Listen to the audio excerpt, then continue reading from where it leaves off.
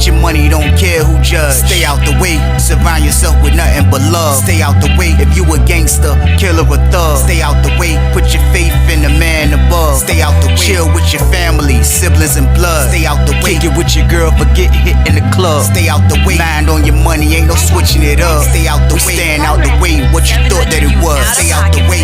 If you stuck down on your luck, not feeling righteous, did a petty crime, just looking for some excitement. Now your name on affidavits and court indictments, get paid for a lot, but your freedom is priceless. You did the crime, you do the time, don't let it surprise you. Real stories from the heart, just to open your eyes up. Yo, what's good, y'all? What's the word? What's going on? How everybody doing out there? Y'all already know what it is, man. We are back again, and it's time for a bonus banger. That's a lot, y'all. It's time for a bonus banger, man. It's time for a bonus banger. That's a lot. Y'all already know what it is, and I got one. Y'all already know the count, man. I keep a banger at all times. But like I always say before I start these videos off, I have no problem delivering this content to everybody that's out there working hard, working a 9 to 5. Everybody that's out there with their own business, getting to that bag the legit way. I make sure y'all got something to watch in the mornings, man. And I promise y'all there's no problem on my end. I also have no problem making sure I'm warning y'all and telling y'all about how dangerous prison is. I only ask for one thing in the process, though, and that's for y'all to stay out the way, man. Why wouldn't you not want to stay out the way? Like, it just makes sense to stay out the way these days, man. Like, you look at the jail systems, man, like we're getting like a front row seat of how every jail system looks because of the cell phones that's being around these prisons, man. So like we're seeing what prison is. Like back when I got locked up, I didn't know what prison was until I watched the movies, man. And like, it was nothing like the movies because I was looking at movies from California, man. Every state has different ways of doing their time. Every state has different ways of how prison is ran. And I'm letting you know now, man, when you get locked up, you're going to find out firsthand what it is. It was a major surprise for me, man. I had to adapt, man. Me being a great mingler, man. Me being somebody that just survival skills was on 1,000, man. I was able to make it through that nightmare. But a lot of y'all not, man. A lot of y'all want to go make it through. A lot of y'all ain't gonna be able to make it through the nightmare, man, because it's gonna be too scary for y'all, man. Like, you know, everybody is tough all the way up until they get put in that predicament, man. And that's one of the worst predicaments you can put yourself into, man. Going to prison, man. You get put in that place, you get sent to that place, man. I guarantee you, man, it's gonna be a wake-up call, man. The only people that don't learn from prison and come back to prison are crazy people, man. Those are the only people, man. If you're not freaking that stupid, you're not gonna go back to prison. Like, even if I would have did 3, 4, 5 years, man, like I would have learned my lesson from that, man, because it's just a place that I never want to go back to, man. I'm trying to encourage everybody right now that watch my channel, man. Like, if you out here doing the wrong thing, just turn your life around, man, because you don't want to go through this stuff, man. You don't want to put yourself in the worstest place on this, in the country, and that's prison, man. So just stay out the way and turn your life around, y'all. Period. But y'all already know what it is, man. This is a bonus banger. So what did y'all do with this one? Like, share, subscribe, y'all. Let's get it. Let's go. It's time for business. It's time for business, y'all. And the story I got for y'all today is called He Said He'd Rather Have Protection. Part 1. Crazy story, crazy situation. We are aware, people. We in penitentiary, man, where crazy things happen all the time. And I'm telling y'all, man, like, you know, it's so many people that come there, just like I was just telling y'all earlier and before I started the story, man, like, it's just so many people that just don't really know how to handle going to a dangerous place like prison, man. Like, you know, it's really scary to a lot of people, man. Like, especially to a lot of people that don't belong in prison. Prison has so many people that don't belong in there. Like, a lot of them really don't make it through, man. A lot of them go through like a lot through their bid, man. They bid be like the hardest that they ever did, man. And like, maybe that's a lesson that God is putting them through, man, for going to jail. You know what I mean? Like, everybody has their own lesson to go through, man. Like, but a lot of people that get locked up, they're not really able to handle this stuff, man. They just be really afraid of a lot of those people that they see in there, man, because prison is a scary place. So with that being said, though, y'all, we on susses for this one, y'all. We on susses too. I can remember being in 2B for this one, man. This one I had got to 2B, man. Like, you know, getting into 2B, you know, like being out the hole. Well, I was grateful for that. Let's start there, man. Like, because I just finished doing over 90 days in that place. So like getting out the hole, now I'm able to eat food and like, you know what I mean? I've been hearing about the 13-inch TV that they got on commissary now. So it was like, man, I was trying to like just hurry up and get out the hole just to get back, man. Like when you in the hole, it takes a lot from you. You lose weight. You lose contact with people. You're not watching sports. You're not watching nothing that's going on. You lost in the sauce because you are in the hole, man. So like, I was just grateful to get out the hole. When the lady came over my intercom and told me I was getting out the hole and told me I was moving to 2B, man, like, was I really happy? Like, I was happy to get out the hole, but I'm like 2B, I've never been to 2B. This is going to be a new adventure for me. This is going to be a block that I never been to.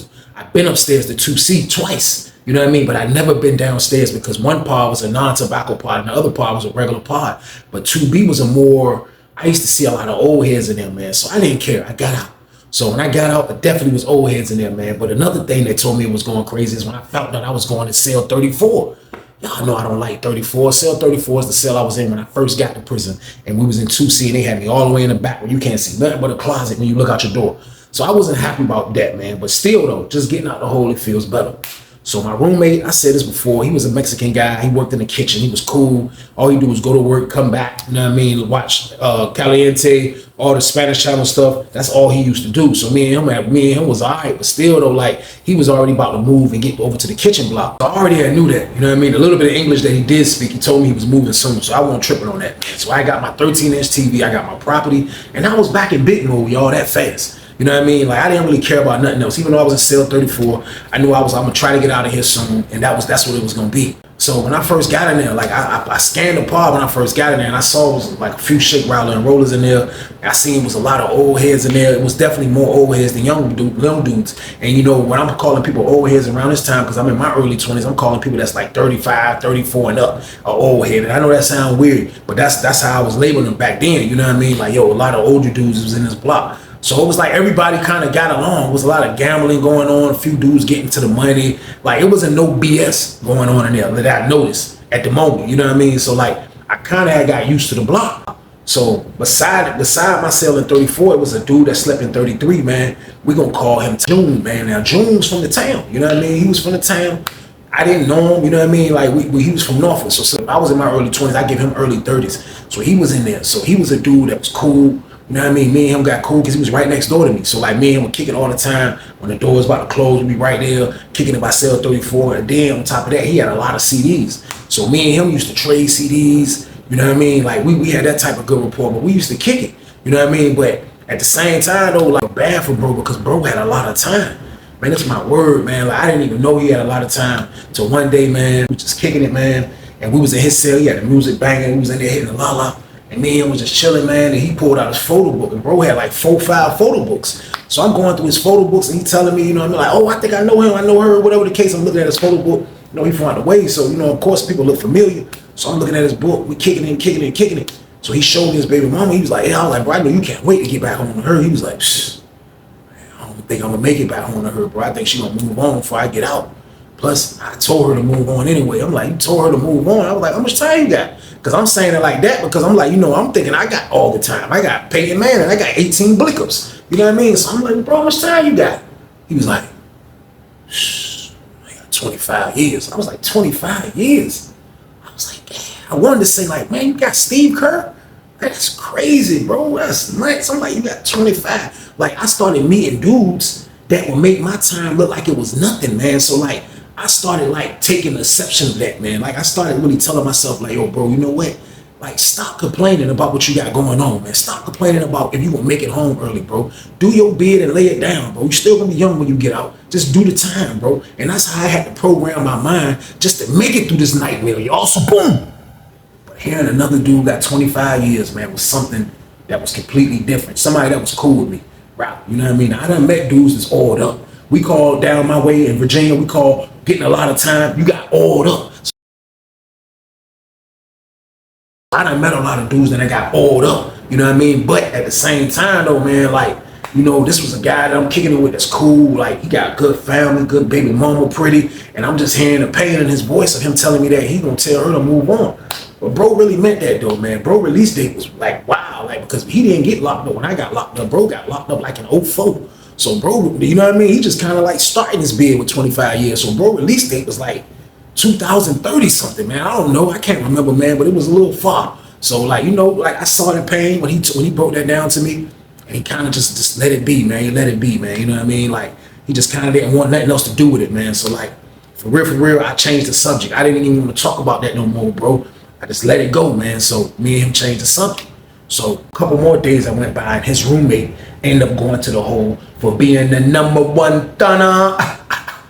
The number one, he went to the hole for pulling on himself. Pause. And the lady that he did it to, I think it was suicide anyway. The lady that he did it to, I think he was tripping. Like, you know what I mean? Like, the lady wasn't known to be a monster, and he did it. And bro was mad because him and his roommate been in the cell for a minute, you know what I mean? So he mad he losing a roommate, you know what I mean? So he had hollered at me. He was like, yo, bro, you trying to move over here? And I told him, I said, yo, bro, to be honest with you, I told him straight up, and I had rock with him, you know what I mean? He had the CDs, we both had TVs, he got his own stuff. I was like, yo, bro, to be honest with you, I would move over there, but for one, you're not coming off your bottom bunk, that's for one. And I said, for two, I'm trying to get out this corner, you know what I mean? I was like, wherever else I can go in the pod, I'm trying to move, but I'm not really trying to stay up here in this corner, you know what I mean? So he was like, I feel that. So he had to just deal with that. His roommate went to the hole, so they packed his roommate up. His roommate was gone, you know what I mean? So bro rolled probably about 2 days. He rolled probably about 2 days in the cell, you know what I mean? So one day we went outside rec. So we went outside rec, this was the morning time, you know what I mean? This what made it crazy, so we go outside. So we out there in the morning, you know what I mean? We chilling. Everybody out there on the yard, we kicking it. So it was time to go back. So we came back in the block. We in 2B. So as soon as we come in the building, our part is right there to the right. So as soon as we come back in the building, somebody was like, yo, they called my homeboy. They was like, hey, look, you got a roommate too, bro. You got a roommate. He was like, what? I got a roommate. He was like, yeah, he upstairs in the cell. He was like, he upstairs in the He was like, he upstairs in the cell. He was like, he upstairs in the cell. He was like, yeah, the CO told him to go in there and get his bed right, man. So I already be telling y'all the rule is don't go in nobody's room when nobody ain't there. That is the rule, man. But sometimes a CO can make you do it. You know what I mean? So like when we walked upstairs, of course I gotta walk by his room to get to my room because I'm in 34, he's in 33. So we going upstairs to his room. So as we walking, he like, man, I wonder where they moving my room. I'm like, man, I'm about to see. So we stopped, we looked. It was a little young boy in there, man. Like he had a little fro. And I call him a young boy because I'm middle 20s. I give this guy probably like 22, 21 years old. You know what I mean? But he was a little short, little brown skinned, little skinny dude. And I give him 5'3", 5'4". He was real short, like kind of real short kind of guy. And he just had like the little fro, like he had good hair, so you could tell he had like the little fro. But he had looked really young though, I ain't gonna lie, he had looked really young. So bro walked in, and I looked, I didn't recognize him, so I kept it moving. I hear bro saying like, hey look, what's up? Hey man, what's up, man? Hey, yeah, where you from? Da, da, da. He was hollering at him, dude, telling him, you know what I mean? Like, he didn't say he was from Tidewater, or he didn't say he was from Richmond. He was from a county, man. Now, this was a guy that you could tell off the rip how he was answering these questions from my homeboy that he was a little terrified. And the reason why I say that is because, like he was like this. Like, I'm hearing it through the vent. Like, I'm coming in my room, I can hear him questioning him. Plus, the doors are open still anyway. But he like, yeah, where you from? He was like, man, I'm from such and such. That's how his voice was. He was like, yeah, I'm from such and such. Yeah. Yeah, he's like, oh, all right, where you come from? He's like, I just came from this place. Yeah, man, I just got locked up, man. Yeah, man. And like his voice, it kind of like made me think that, you know, like, man, like he one of the dudes that don't belong in here. And it be so many people like that don't belong in prison. But like, once you in there, y'all. There's nothing you can do about it. So boom. So him and bro talked for a while. Bro got his shower and stuff together and came to my cell. When he came to my cell, he was like, yeah, man, he was such and such, man. He was like, yeah, man, he super green, man. He don't know nothing, man. Like, you know what I mean? He was like, for real though, man. Like he's super, he ain't got nothing, Weezy. Man, I was like, he ain't got nothing. He was like, bro, he don't have nothing. I said, he got family? He was like, man, I don't know. You know, I ain't asked him all that. He was like, man, he ain't got nothing though, man. He was like, but for real though, he seemed like he all right though, man. He just looked green, bro. He was like, he just super green. I was like, bro, he just got locked up. You know he green. I said, you know he green. I said, how much time he got? He said, I ain't even asked him all that yet. You know what I mean? So bro didn't went hot in the shower. So I came out and stood in front of my jump, you know what I mean? Because I didn't work out. Bro was out there working out. I just came and stood in front of the bars, you know what I mean? Which is close to his cell, you know what I mean? So I'm standing right there. So the dude come out. The little dude come out, you know what I mean? So he walked up. He was like, hey, what's up, man? Paul. I turned around. I was like, he was so short. I'm like, oh, what's up, bro? He was like, what's going on, man? He dapped me up. I was like, what's up, bro? I was like, yeah, you in the cell, my homeboy, man. I was like, you struck for real, bro. I was like, because there's a lot of freaking psychos in this block too, man. A lot of freaking maniacs, terminators, and predators. He was like, maniacs, predators, and terminators. Who is that? I'm like, bro, listen, the people you need to watch out for. I said, these people, man, these people super crazy, sneaky in here, bro. I said, bro, ain't nobody turn you on about how prison is, bro? He was like, I mean, man, I just did a dumb thing, man. I don't even belong in this place, man. Like, he had a real humbling voice, man. But like, at the end of the day, man, the place that you at right now, prison, man, this isn't the place where your voice supposed to be humbling, y'all. So boom. So I'm kind of like, bro, ain't nobody turn you on, bro? He was like, nah, my roommate said he was gonna holler when we locked down. But he was like, nah, man. I was like, man, what's up, though? You got family and stuff out there? He was like, yeah, I got, you know, mom and the dad and everything. So I'm like, man, I don't mean to be in your business, man. But I'm like, what you doing in here, bro, man? He was like, just being stupid, man. Just being stupid, man. I was like, what you mean being stupid, man? He was like, man, freaking, man, my friend, man, he got dared to rob 7-Eleven, man. He was like, man, you know, I drove him there. I was like, you drove him to 7-Eleven? He was like, I drove, man. I said, so you was the driver? He was like, yeah. I was like, so how can you be dared to freaking go rob 7-Eleven? He was like, we was playing dare. And, you know, like, we just be trying all type of stuff in our town where we from. That was one of the dares, man. He was like, I didn't know I was going to get in trouble, man. Like, I didn't know none of this, man. He was like, so, you know, like, I drove him to go do it. He went and robbed the place. There was 2 people in there, plus the cashier, man. He walked out of there with 18 bucks. And I drove off, man. And, like, you know, they came to my house the next morning to arrest me, man. And, you know, I looked, they had everybody else. They had my friend picked up. And, you know, next thing you know, I'm no bond. And next thing you know, man, I got freaking 10 years. I was like, they gave you 10 years? He was like, yeah, man. I'm like, shh. I'm like, bro, listen, I mean, you gonna be all right, man. I said, you just failed, though. You just got locked up. I said, off the 10, you gonna do 8. I said, man, so, you know, your release date is still feasible. You know what I mean? Like, a lot of people ain't going home like that. I said, including your roommate. I said, that's my man. I said, I ain't putting his business out there, but I was like, you in the cell with somebody who got a decent amount of time. I said, I got 18 years. I said, there's a lot of people in here that got a lot of time, too. So he was like, yeah, man. He was like, man, I walked in. He said, man, it just said, look spooky, man. It looked kind of scary in there, man. Like, he said, it just looked kind of real. Like, people was looking at me, man, as I walked in. Like, you know, everybody told me prison is scary, man, but receiving it was a little bit more easier, man, because you're in a cell locked down all day. He was like, but now that you're moving around, it's just a little scary and spooky now, man. So I'm like, bro, listen, you're gonna be all right, bro. I said, man, you ain't a member or nothing, is you? I said, you ain't red or blue team or nothing. He was like, nah, man, I never done that, man. He was like, man, I'm just trying to do my 8 years, man. Just go home. That's all I'm trying to do, man. You think this is a good block that I can stay in? You think I should get a job? I said, yes. You definitely should get a job, bro. Try to be as active as possible for you. You ain't got to be around these cycles. And I only gave him that advice is because, like, you don't need to be in the pod looking like you lost all day. Go be occupied and go do something. Go work in the kitchen. Go work in the library. Go work on the yard. Go do something with your life besides looking like bait to these maniacs and predators, y'all. So boom. That's how I had to give him the game. I gave him my steal just like that. He was listening too. I seen him. He was looking at me. He was listening.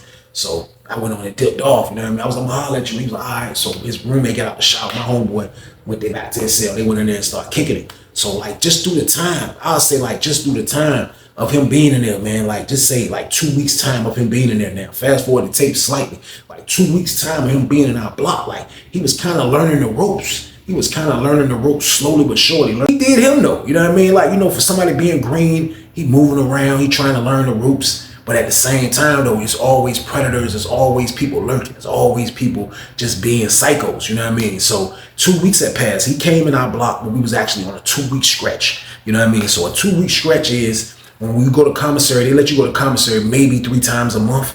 But on that 3rd time, you might be waiting 2 weeks. So they might let you go one time, another time, and then 2-week stretch. They call it a 2-week stretch. Enough time for the people at the commissary and Keefe to be able to get inventory right. So it's like a little grace period. So you need to be prepared for that grace period or you will starve. You know what I mean? So you got to eat correctly and make sure you got your stuff.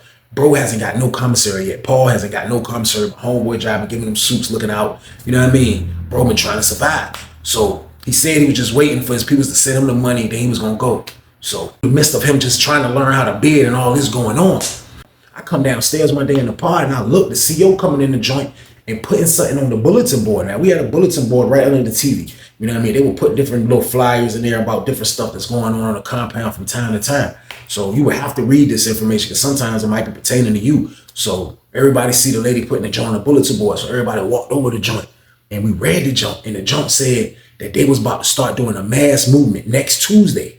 And they said, if they about to start moving people, if your release date is at past 229 and back, anything 229 and back, they moving you to one building. So like I thought about that. Like, man, like release date past 229. When I look, I seen bro looking at the jump. My homeboy, they got the 25 years. He looking at the jump like, he just looking. I'm like, what's up, bro? What's going on? He was like, you know, my release date 2029. I was like, your release date 2029? He was like, yeah.